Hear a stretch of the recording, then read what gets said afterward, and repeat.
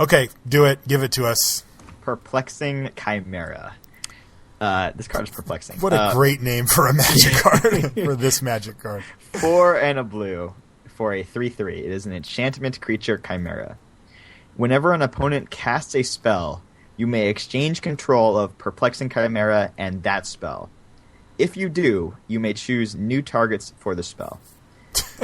What? I mean, you guys were like, hey, have you seen this Chimera thing? And I'm like, yeah, no, what are you talking about? And then I read it. This is right before we started recording, and I'm just like, huh? Yeah, I have only one question, and that question is, what? What? W-A-T. All lowercase. Joe, what does this thing do? All right. So there are a couple different things that this does. So the first one is your opponent casts a great big dragon. While it's on the stack, you say, oh, well, my Perplexing Chimera triggers. I'm going to exchange control of your dragon spell and my Chimera. When the ability resolves, they get the Chimera, and then the dragon spell becomes your spell. And then when the dragon spell resolves, you have a dragon in play. So it's all of a sudden on the stack on your side. Yeah. You control it, etc. They can counter it. They can still counter it. Yeah. But when that spell resolves, you will get a dragon. So it's not just the spell that you control; it's the thing that the spell becomes. You also control, and they will have a 3/3. Okay. Yeah. So it kind of like keeps your opponent from casting awesome creatures in the future, maybe, or maybe just from casting awesome anything. Yeah. So the thing I want to note about sort of that interaction is it triggers when they cast that spell, not when the creature enters the battlefield. So you inherit the spell, not the creature on the battlefield. So they still do get a chance to counter if they want. And you can't steal a creature that's entering the battlefield from the graveyard or is somehow otherwise being put directly onto the battlefield, not being cast as a spell. The other thing you can do with it, though, is you can steal other spells. So, sure, you could steal an enchantment or an artifact or a planeswalker that they're casting. Ooh, stealing a planeswalker sounds really awesome, by the way. Does. Oh, that's a nice Chimera you've got over there. Mm-hmm. And again, it's the same sort of thing. It's when they cast the enchantment or the artifact or the planeswalker that this triggers, and while it's on the stack, you gain control of it. But you can also steal their sorceries and instants. So they cast Lightning Strike, targeting your Perplexing Chimera. If you want, you can say, I'm going to exchange control of the Perplexing Chimera and that Lightning Strike, and then target that Lightning Strike at your face. So you can change the target of the spell when you get it, even if they had already targeted something else before. Yeah.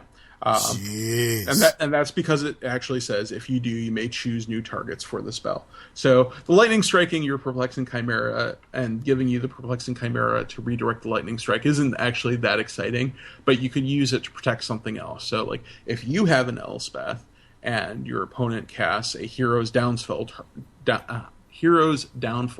targeting your Elspeth, you can say, actually, I'm going to use the trigger from the Perplexing Chimera to change the target of that Hero's Downfall, and to gain control of it. And when the ability resolves, you can say, okay, here's your Perplexing Chimera. I'm going to redirect this Hero's Downfall, which I now control, to the Perplexing Chimera, and you killed the Perplexing Chimera that I gave you. This card is awesome. This card is not awesome. It's so good. It reminds me of Conjured Currency.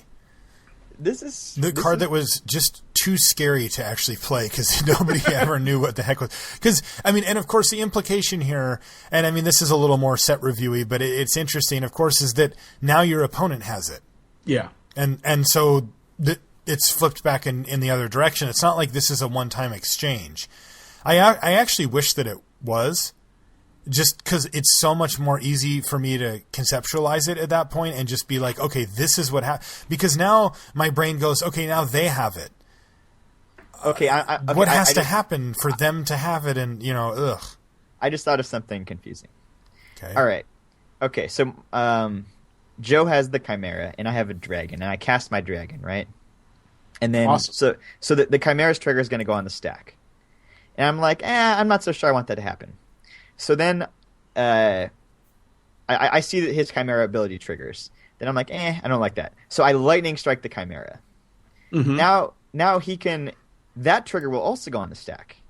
Yep. So now Joe can exchange the Chimera for the lightning strike, right?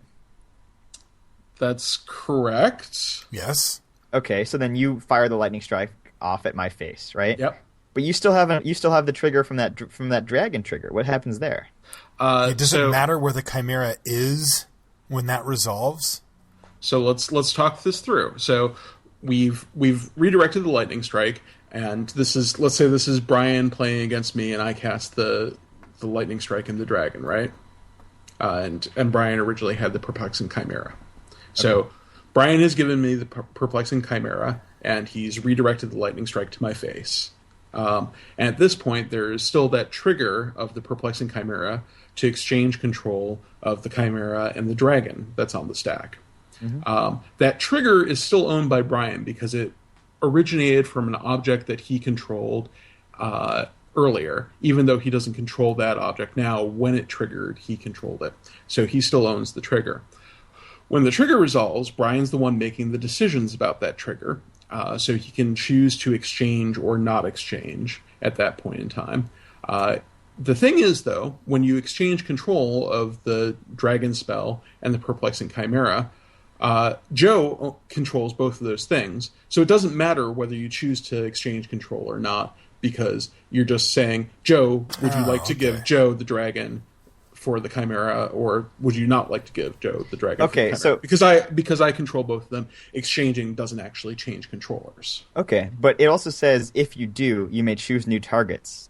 So let's say both of those spells were lightning strikes. Could I exchange?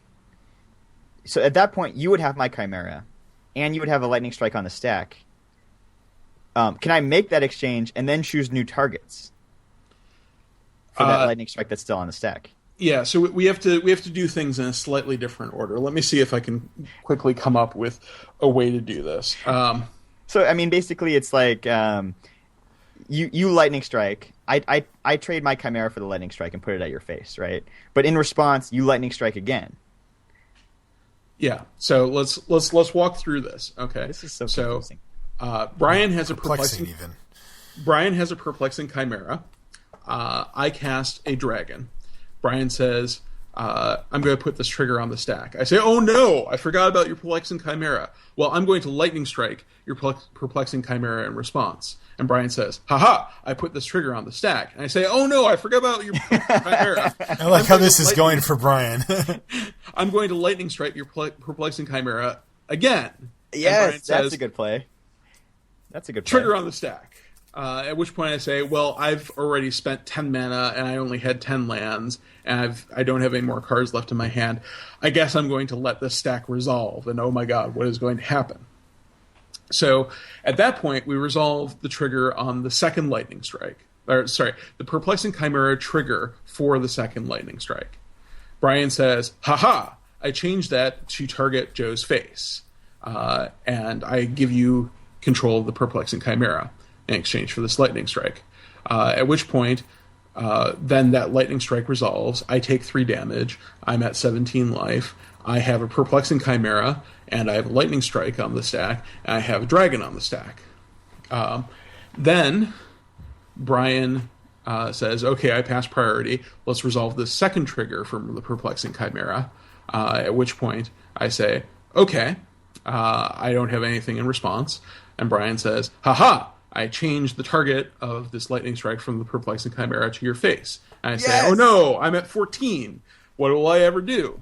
And I control a perplexing Chimera and a lightning strike. Back up a second. I'm still at 17. We resolve the trigger for the first lightning strike. Brian changes the target to my face. I'm still at 17. I have a lightning strike on the stack on top of a dragon on the stack, and I also control this perplexing Chimera. And so I've retained control of the perplexing Chimera because Brian has chosen to exchange control of it, but I'm exchanging control with myself. But he's been able to retarget the lightning strike. So now I take another 3 damage from the lightning strike, and we now have this trigger from the Perplexing Chimera on the dragon. At which point Brian can say, I guess I'll exchange them. And I say, okay, well, I still control this Perplexing Chimera and this dragon on the stack. And then the dragon on the stack resolves, and I get a dragon. Can't tell if I'm happy with that situation or not. Well, you did get me to lightning bolt myself a second time. So that was exciting. One thing with exchange is exchange only works if both things are still around. Exchangeable. That's correct. So if normally exchanges have only dealt with things in play, or life totals, I suppose. Maybe I don't know. Maybe not. With life totals and things in the graveyard in play as well. Okay. So the exchange will only resolve, right? So if I if I have the Chimera and Joe plays a dragon and I want to exchange it, right? Yeah. And then Joe's like, this is bad. I'm gonna counterspell my own dragon. Like, then what happens? Yeah. So if I counterspell my own dragon at that point, and we don't have any more shenanigans with exchanging stuff, the counterspell will resolve. It will counter the dragon, and then the trigger from the Perplexing Chimera will go to resolve. It'll say, oh, I don't have anything to exchange with, and therefore I can't perform this exchange, and the Perplexing Chimera will stay on Brian's side. Oh, so kind of a disaster from Joe's perspective. Yeah. So if I wanted to do that, what I would do is I would say, let me put back on my smart player hat and actually think everything through. So I cast a dragon. You say, oh, I'll use my Perplexing Chimera to exchange control. I say, okay, that trigger resolves. You control the dragon spell on the stack. I control your Perplexing Chimera. Now I get priority again. Now I'm going to cast my Disperse, and I'm going to counter your dragon, which is now on the stack, which is still on the stack. Or not negate. SS scatter. Disperse does not get the job done here. Sorry. I've been saying Disperse this whole time, and is it Dissolve is the card? Dissolve or Essence Scatter, whatever. Essence Scatter, yeah. I cast Counterspell. Old school, I like it. Yeah. So the way to do it, if you're countering the thing that they want to exchange with, is to wait till the trigger resolves and then counter it. But if we back up a level and go back to that, horrible I cast a dragon and then cast lightning strike and then cast lightning strike multiple times thing, the way to handle that, if you have a lightning strike as a way to keep your dragon, is to say, okay, I cast the dragon, Brian uses his Perplexing Chimera. In response to the trigger, I lightning strike his Perplexing Chimera, and he now either has to let the Perplexing Chimera die, which will fizzle the trigger. Well, it won't fizzle the trigger. It will prevent the exchange from occurring because the Chimera is no longer on the battlefield to be exchanged.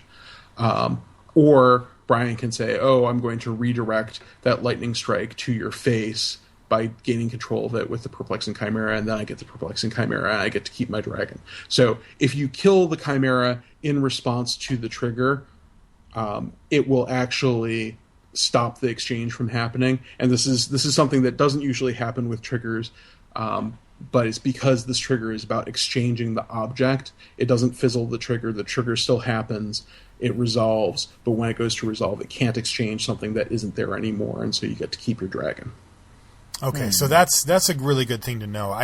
It makes me cringe at how difficult that is, though. Like that you have to know that, just to be able to work around what this card is doing. I mean, geez, I feel like that's a pretty high bar for somebody to know. Like, well, how do you deal with a Perplexing Chimera? This is how you do it, and this is how it works. Like, that's a pretty deep level of understanding of the rules and the interaction with this particular card. And it's interesting, but man, I wish cards like this were one time only or something, or just I don't know what it is that I'd change about it, but I like it when they push the boundaries. But then you get cards like this that I just wonder if it's worth it. It's so confusing of a card. I think this card is good, and I'm going to play it, but it's going to be confusing the heck out of me. Do you think it's good? I think it's good. Okay. So